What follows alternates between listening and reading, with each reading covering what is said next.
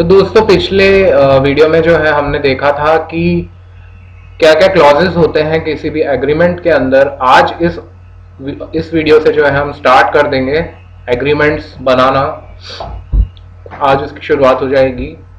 तो drafting of an agreement, इसमें ये कुछ चीजें बता रहा है, पहले वो हम देख लेते हैं।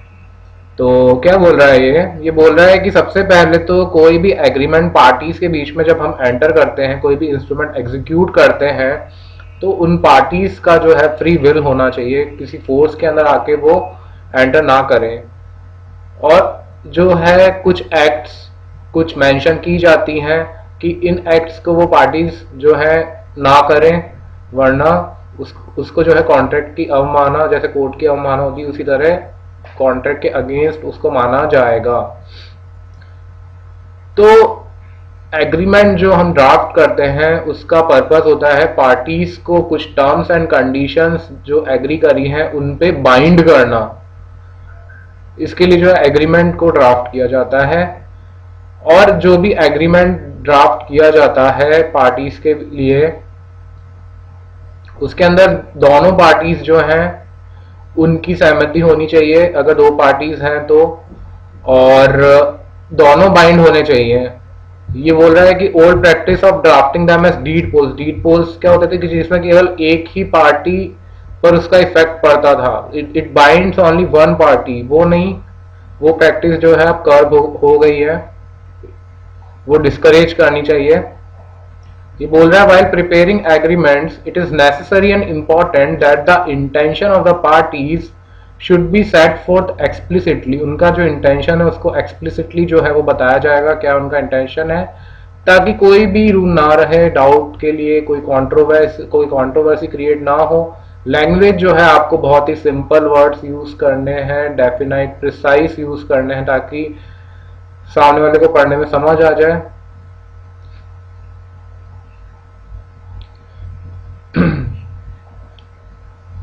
ये बोल रहा है कि loose expression such as proper reasonable should as far as possible be avoided. इनको आपको यूज नहीं करना चाहिए, आपको स्पेसिफिकली कंसाइज बोलना चाहिए, बिल्कुल टू द पॉइंट। वर्ड्स जो हैं, वर्ड्स भी जो हैं जितने सिंपल हो सके उतने सिंपल हों, बट ये ना हो कि वो ऐसे वर्ड्स हों जिससे मीनिंग निकालने में सामने वाले को दिक्कत हो रही है। ठीक है, वो एक बिल्कुल पॉइंट हो, मतलब टू द पॉइंट होना चाहिए, वो पढ़ के जो है वो समझ आ जाए। ठीक है, लैंग्वेज इतनी भी हार्ड ना हो कि सामने वाले को बिल्कुल ही ना समझ आए, और इतनी ज्यादा भी सिंपल ना हो कि ऐसे लगे कि कोई लीगल एग्रीमेंट की जगह ऐसा लगे कि कोई आप जो है बच्चों का जो एग्रीमेंट है वो आप एंटर कर रहे हैं। तो थोड़ी लैंग्वेज, ऑब्वियसली लॉ है, लॉ की लैंग्वेज, पर इतनी भी हार्ड ना हो कि बिल्कुल ही सामने वाले को कुछ समझ ही नहीं आ रहा पढ़ने में। ठीक है, ये बोल रहा है आगे, the provisions of Indian contract act 1872 about the essential incident and legality of agreements, section 2 to 30। ये बोलते हैं हमें, ये बोल रहा है कि इनको स्टडी करो, और उसमें जो जो भी बोला गया ना उसमें से आप कुछ भी छोड़ नहीं सकते हो। अगर आपने छोड़ा तो एग्रीमेंट वॉइड हो जाएगा। फिर ये बोल रहा है but if the material terms of an agreement are clear and specific. Material terms जो हैं एग्रीमेंट के वो बिल्कुल आपको समझ में आ रहे हैं, वो आपने पूरे दे दिए हैं, तो कुछ डिटेल अगर आप छोड़ देते हैं, वो अगर दोनों पार्टीज की कंसेंट से वर्कआउट हो सकती है तो उस केस में वो वॉइड ना नहीं होगा। वो कोर्ट जो है उसको इनवैलिडेट नहीं बोलेगा एग्रीमेंट को। एग्रीमेंट को जो है हम कुछ टुकड़ों में डिवाइड करते हैं, जैसे टाइटल, डेट, पार्टीज जो है, रिसाइटल्स, टेस्टेटम, ऑपरेटिंग क्लॉज, शेड्यूल्स अगर जरूरी है तो। ये हम पहले ऑलरेडी देख चुके हैं, आगे वापस देखेंगे। एक्सेप्शंस एंड रिजर्वेशंस, वही मतलब कि भाई कोई चार्जेस एनकम्बरेंसेस तो नहीं है। रिजर्वेशन मतलब कि आप जो है मान लीजिए कुछ आपने लिखा नहीं, तो मान लिया जाता है कि प्रॉपर्टी अगर लेट आउट करते हैं तो सब लेटिंग भी वो अलाउड हो जाती है। तो उसको अगर आपको स्पेसिफिकली किसी चीज को बोलना है जो लॉ के अंदर मेंशन नहीं है, तो आपको वो बोलनी पड़ेगी, लिखनी पड़ेगी उसके अंदर, तभी वो मानी जाएगी। तो ये हम वापस देखेंगे। The above clauses were discussed in detail in study lesson 1 and a reference to the same may be made. However, model forms of a few general user clauses in the agreement may assume the following forms. क्या क्या है? पहला operation of agreement. तो operation of agreement में हमारा जो हमने देखा था, हाउ एक हमने ये हाउस प्रॉपर्टी का एग्रीमेंट देखा था।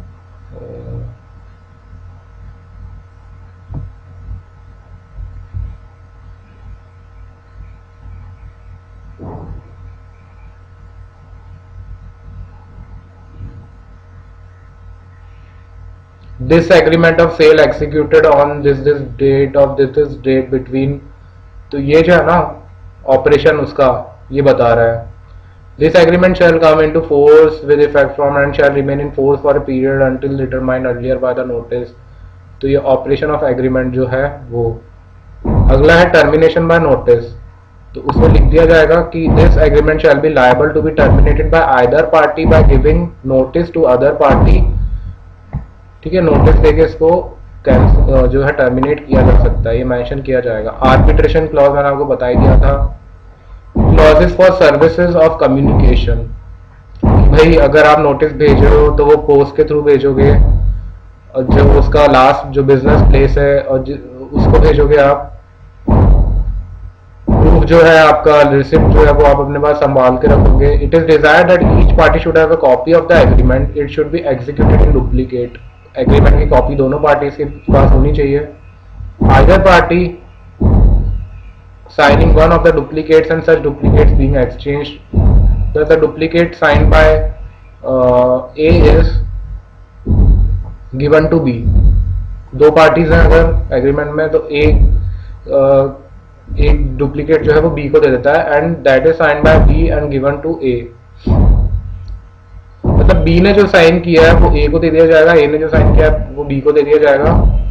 But it is better if both the duplicates are sign by both the parties. अगर दोनों पार्टीज साइन कर रही हैं दोनों डुप्लीकेट्स को, तो वो जो है सबसे बेस्ट रहता है। The duplicates must be the exact reproduction of the original and requires signature and attestation in the same manner as the original. जो ओरिजिनल जो कॉन्ट्रैक्ट जो ओरिजिनल जो एग्रीमेंट था उस पर जब सिग्नेचर और अटेस्टेशन हो जाते हैं तो वो एक तरह से ओरिजिनल की तरह ही काम करता है। इसके बाद अगला ये बोल रहा है attestation, registration and stamp duty के बारे में बता रहा है। अटेस्टेशन जो है वो कंपलसरी नहीं है, पर जो विटनेस है वो ये बोल रहा है it is not necessary for an agreement to be attested by any witness, but agreements are usually attested by one witness where registration is desired. अगर रजिस्ट्रेशन डिजायर्ड है तो एटलीस्ट दो विटनेसेस को उसको अटेस्ट करना पड़ेगा। रजिस्ट्रेशन अगर ये इमूवेबल प्रॉपर्टी का एग्रीमेंट है तो अगर 100 रुपए से ज्यादा है तो लॉ बोलता है कि रजिस्टर करवाना पड़ेगा आपको। Agreements not relating to immovable property and agreements not creating an interest in immovable property are not compulsory registrable। ठीक है, उनको जरूरत नहीं है आपको करवाने की। स्टैम्प ड्यूटी के लिए बोल रहा है, स्टैम्प ड्यूटी के लिए बोल रहा है कि article 5 of schedule 1 of Indian stamp act 1899 के अंदर जो है स्टैम्प ड्यूटी के बारे में बोला जाता है। डिफरेंट एग्रीमेंट्स के लिए डिफरेंट स्टैम्प ड्यूटी होती है और हर एक स्टेट में स्टैम्प ड्यूटी डिफर करती है। तो जब आप एग्रीमेंट एंटर करते हैं तो जो एग्रीमेंट ड्राफ्ट कर रहा है ड्राफ्टमैन, मान लीजिए वो लॉयर है, मान लीजिए वो कंपनी सेक्रेटरी है, तो उसको प्रॉपर स्टैम्प ड्यूटी जो है वो असरटेन करनी पड़ेगी having regard to the changes made in the stamp act. Stamp act में भी जैसे कंपनीज एक्ट है उसकी तरह चेंजेस आते रहते हैं आए दिन, तो उसको ध्यान में रखना पड़ेगा और जो स्टेट है जिसमें उसमें क्या रेट चल रहा है उस हिसाब से उसको असरटेन करना पड़ेगा। इसके बाद ये कुछ टर्म्स एंड कंडीशंस बता रहा है जो कि सेलिंग और परचेज का जो एग्रीमेंट होता है उसके अंदर कुछ कंडीशंस जो यूजुअली डाली जाती हैं। तो ये क्या बता रहा है देखिए, the vendor has a marketable title in the property agreed to be sold purchased and that the vendor has produced the title deeds. Vendor जो है उसके पास प्रॉपर टाइटल होना चाहिए, अधिकार होना चाहिए, और उसने टाइटल डीड्स जो है उसको जो है प्रोड्यूस किया परचेजर को फॉर हिज इंस्पेक्शन, अगर वो इंस्पेक्शन के लिए मांगता है, और in any other manner must be specifically stipulated between the parties. जरूरी है बहुत बाद में पता चले कि प्रॉपर्टी तो किसी और की थी और उसने आपको बेच दी, उसके पास लीगल टाइटल ही नहीं था। फिर ये बोल रहा है the property agree to be sold is a part of a larger property. अगर एक प्रॉपर्टी है, अगर एक मान लीजिए 5 माले की बिल्डिंग है, उसमें से आप 1 माला सेल कर रहे हैं, ठीक है। If the property agree to be sold is a part of a larger property and agreement as to retention of a particular और all the title deeds of the property by a party should be arrived at and incorporated in the agreement to sale purchase. इसका कहने का मतलब ये है कि अगर एक ही माला सेल हो रहा है तो जो परचेजर है वो पूरे बिल्डिंग की टाइटल डीड लेगा या फिर केवल उसी की लेगा, तो वो जो है आपको डिसाइड करना पड़ेगा, एग्रीमेंट में डालना पड़ेगा। फिर ये बोल रहा है if the property subject to any prior charges और एनकम्बरेंस, अगर कोई चार्जेस या एनकम्बरेंस है उस पर तो पार्टीज को एग्री करना पड़ेगा पहले से ही। The parties must agree that the sale is to be subject to such encumbrance और price payable under the agreement included the sum due under the encumbrance, ठीक है, and is required to be paid to the charge holder at the time of registration और there after.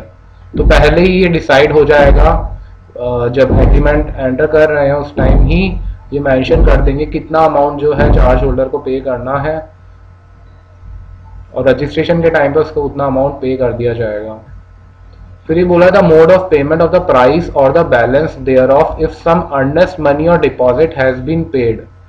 अगर वो पे किया था तो वो भी एग्रीमेंट में जो है स्पेसिफाई कर दिया जाएगा। मोड ऑफ पेमेंट, किस मोड से पेमेंट किया जाएगा, कितना बैलेंस अभी पे करना है वो डाल दिया जाएगा उसके अंदर, अर्नेस्ट मनी कितना पे कर चुके हैं। It should also be clearly stated whether the vendor और the purchaser shall be liable to pay rates, rent, tax और अदर इम्पोर्ट। मतलब वेंडर जो है वो रेंट टैक्स पे करेगा, वो उसके अंदर लिख दिया जाएगा, और other impose for the period commencing from the date of execution of the agreement to sale purchase till the execution of the conveyance deed. ये बोल रहा है कि जब आपने एग्जीक्यूट किया एग्रीमेंट को, एग्रीमेंट एग्जीक्यूट करने के बाद जब आपने फाइनली प्रॉपर्टीज को दी, उस बीच का जो रेंट वगैरह है, टैक्सेस हैं, वो वेंडर पे करेगा या परचेजर पे करेगा, वो भी आपको उसमें लिखना पड़ेगा। It should also be stated in the agreement that the interest at a particular rate shall be payable by the vendor on the earnest money paid. Interest, earnest money पे किया था ना, एडवांस मनी, उस पे interest pay करना पड़ेगा in the event of his delaying the execution of the conveyance deed. अगर वो कन्वेंस डीड एग्जीक्यूट नहीं कर रहा है तो उस पीरियड का जो इंटरेस्ट है वो वेंडर, उसकी लायबिलिटी है कि परचेज को उसके ऊपर इंटरेस्ट वो पे करे, ठीक है। अगला पॉइंट बोल रहा है party should agree as to the point of time when the possession of the property should be handed over. किस टाइम प्रॉपर्टी हैंड ओवर करेगा वेंडर परचेजर को, और अगर वेंडर पोजीशन में है प्रॉपर्टी के तो कितने टाइम तक, if the vendor is in position of, और how the attornment by the tenants if the position is to be effected. किस तरह से इसको पोजीशन दिया जाएगा, कितने टाइम में दिया जाएगा, वो आ जाएगा। नेक्स्ट बोल रहा है the party should agree as to who shall bear the cost and expense of execution. कौन एग्जीक्यूशन का जो कॉस्ट है वो बियर करेगा, रजिस्ट्रेशन ऑफ सेल डीड उसका कौन एक्सपेंस बियर करेगा, और अगर and if both the parties have to bear the same, अगर दोनों को करना है, इन व्हाट प्रिसाइज प्रोपोर्शन, किस प्रोपोर्शन में वो जो है दोनों पार्टीज इनकर करेंगी चार्ज को, ठीक है। If any broker is involved in transaction, अगर कोई ब्रोकर इन्वॉल्व है, the agreement should clearly spell out if any brokerage is payable, अगर कुछ क्या ब्रोकरेज कितना देना है वो इसमें एग्रीमेंट में लिखा जाएगा कितना परसेंट है, and by whom and at what rate and at what point of time, ठीक है। इजी है, कुछ इसमें खास है नहीं। Agreement must incorporate if there are any other particular condition, कोई और पर्टिकुलर कंडीशन अगर है तो वो मेंशन कर दी जाएंगी, so that the document is complete and self-contained and nothing is left to draw inferences। आपको कुछ सोचना ना पड़े, कुछ गैस ना करना पड़े, सब कुछ उसके अंदर लिखा हुआ है। और to presume intention of the party, या फिर पार्टीज के इंटेंशन से आपको ये पता करना पड़ रहा है कि कुछ आपको गैस करना पड़ रहा है, ऐसा ना हो, इसके लिए सब कुछ इसमें आप जो भी चीजें बताई हैं अभी तक वो सब मेंशन करेंगे। अब हम देखते हैं एक एग्रीमेंट है हाउस प्रॉपर्टी का। चलिए इसको जो है हम नेक्स्ट वीडियो के अंदर स्टार्ट करते हैं। तो आपसे रिक्वेस्ट है कि अभी तक की जो थ्योरी है उसको एक बार आपने रीड कर लिया है, तो पुराने भी जो हमने देखे थे एक एग्रीमेंट के अंदर, जो फर्स्ट लेसन में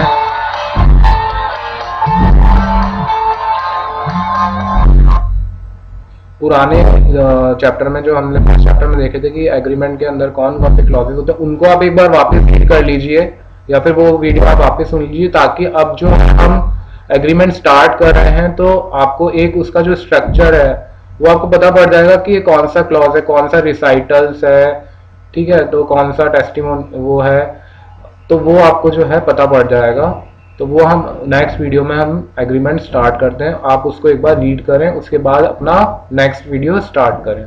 थैंक यू।